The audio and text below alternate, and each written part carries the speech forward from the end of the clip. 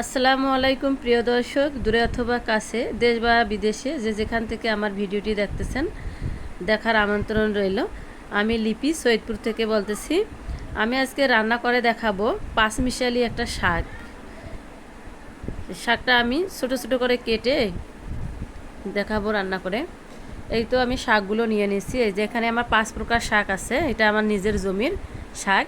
বিভিন্ন ধরনের শাক তো উঠাই নিচ্ছি। কলমি শাক, পাট শাক, লাল শাক, রসুন শাক বলে আমাদের গ্রামে, শান্তি শাক, এইগুলো মিলে সব মিলে 5 প্রকার শাক। আমি ধুয়ে শাকটা পানি ঝরে এরকম ছোট ছোট করে কেটে নিচ্ছি।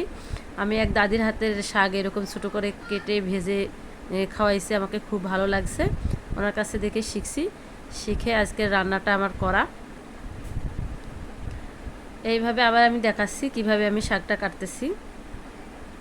সবগুলো একটু হাতের মুঠোয় নিয়ে এরকম করে ছোটো করে করে কেটে দিচ্ছি। নিলে হয় কি ঝরঝরে হয় শাকটা, আর একখানে দলা পাকে না। মানে অনেকগুলো শাক যে একখানে দলা পেকে যায় সেটা হয় না। শাকগুলো ছোটো করে কাটার ফলে সুন্দর হয়। এই তো আমার শাক কেটে নেওয়া শেষ। আমি এখন দেখেন কতটা ছোটো করে কেটে নিছি, দেখাচ্ছি। এই দেখেন পুরো শাক আমার কেটে নেওয়া হয়ে গেল। এখন আমি রান্নায় যাব। কড়াই বসায় দিচ্ছি। এখন কড়াইয়ের মধ্যে দিয়ে দিব লবণ। আমি লবণ ভেজে শাক রান্না করি। এখন লবণটা আমি একটু ভেজে ঝরঝরে করে নেব। লবণ ভেজে শাক রান্না করলে শাকটা সুন্দর লাগে, কাঁচা কাঁচা ভাব লাগে না, একটু ভালো ইয়ে আসে শাকটার মধ্যে। লবণটার কালার পরিবর্তন হওয়ার সঙ্গে সঙ্গে আমি শাকটা দিয়ে দিব। একটু কালারটা চেঞ্জ হবে। এই তো আমার লবণের কালারটা চেঞ্জ হয়ে গেছে। এখন আমি শাকটা দিব। লবণের সঙ্গে মিশাই মিশাই শাকটা দিতেছি। একে একে আমি সবগুলো শাকে আমি দিয়ে দিব। শাক তো আগে অনেকগুলো দেখায়, পরে মানে কমে যায়। এখন আমার শাকগুলো দেওয়া হয়ে গেল। একটু আমি উলট পালট করে দিব শাকগুলো। তলটা উপরে, উপরটা তলে, এদিকে করে দিব। দিয়ে সবগুলো শাকের মধ্যে যেন লবণটা প্রবেশ করে এবং সিদ্ধ হয়, এভাবে দিয়ে দিলাম। দেওয়ার পর আমি কিছুক্ষণ রেখে দিব। দেওয়ার পর আবার একটু উল্টা পাল্টা করে দিব।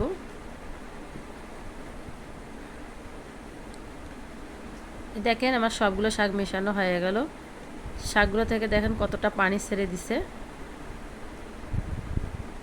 দেখলেই বুঝতে পারবেন। এখন আমি শাকগুলো আমার সিদ্ধ হয়ে গেছে, মানে 80% সিদ্ধ হয়ে গেছে। এখন আমি পানি ঝরে নিব।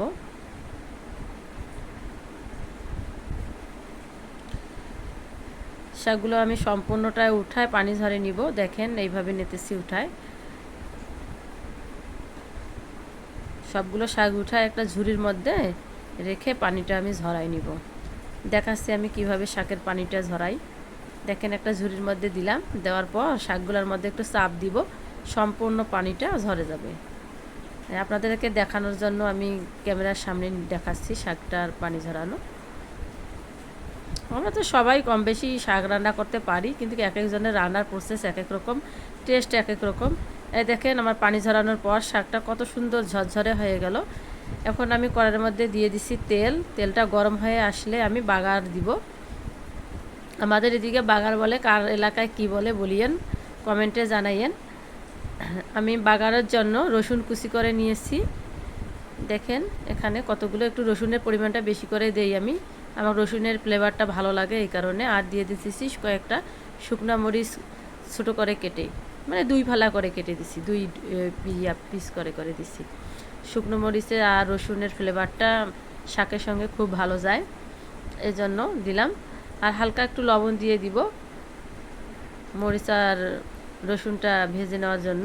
কি আবার শাকে তো পানিটা বার করে নিলাম, লবণটা কমে আসলো, এই কারণে দিব একটু লবণ দিয়ে গোল্ডেন ব্রাউন কালার করে নিব আমি।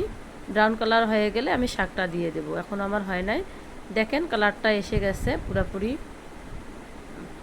আমার একটু নাড়ানাড়ি করব। আর শাকের মধ্যে একটু তেল আমি বেশিয়ে দেই, অন্যান্য তরকারিতে একটু কম দিলেও শাকের মধ্যে একটু বেশি দেই। শাকটা খেতে ভালো লাগে তেলটা বেশি করে দিলে, শাকটা ভাজলে তেল দিয়ে। এখন আমি দিয়ে দেব শাকটা, তেলের মধ্যে দিয়ে দিলাম শাকটা। এখন আমার শাক বাগার হয়ে গেল। এখন আমি সুন্দরভাবে নেড়ে নেড়ে ভেজে নেব। দেখেন আমি কিভাবে নাড়তেছি আর ভাজতেছি শাকটা সবগুলো মশলার সঙ্গে। মশলা আর কি রসুন আর শুকনা মরিচ দিছি, এটার সঙ্গে সুন্দরভাবে মেখে মেখে এখন আমি ভেজে নেব। একটু পরপরে উল্টায় উল্টায় নিব, তেলটার সঙ্গে ভেজে নিব শাকটা। আবার শাকটা ভাজা ভালো না হলেও কাঁচা কাঁচা থেকে যাবে আর ভালো লাগবে না, এই জন্য আমি ঘুরিয়ে ঘুরিয়ে ভেজে নেব। দেখেন কড়াইয়ের মধ্যে দিয়ে দিছি, বারবার একটু নাড়তেছি, এপিট ওপিট করে নিতেছি। কতটা সুন্দর ঝরঝরে হয়ে আসতেছে আর ভাজা ভাজা একটা সুন্দর একটা ঘ্রাণ বার হচ্ছে।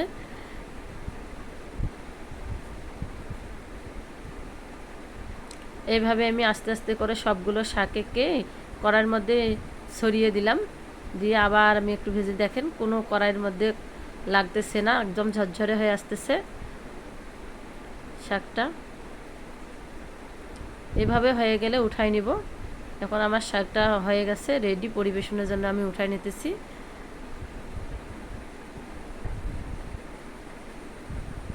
এই তো আমার অলরেডি শাকটা হয়ে গেল। এখন আমি পরিবেশনের জন্য নিয়ে নিলাম। দেখেন কতটা সুন্দর হয়েছে, ঝরঝরে আর সফট। এভাবে রান্না করে খাবেন। আমার ভিডিওটি যদি ভালো লাগে লাইক কমেন্ট শেয়ার করবেন, সাবস্ক্রাইব করবেন। আজ এই পর্যন্তই, আল্লাহ হাফেজ।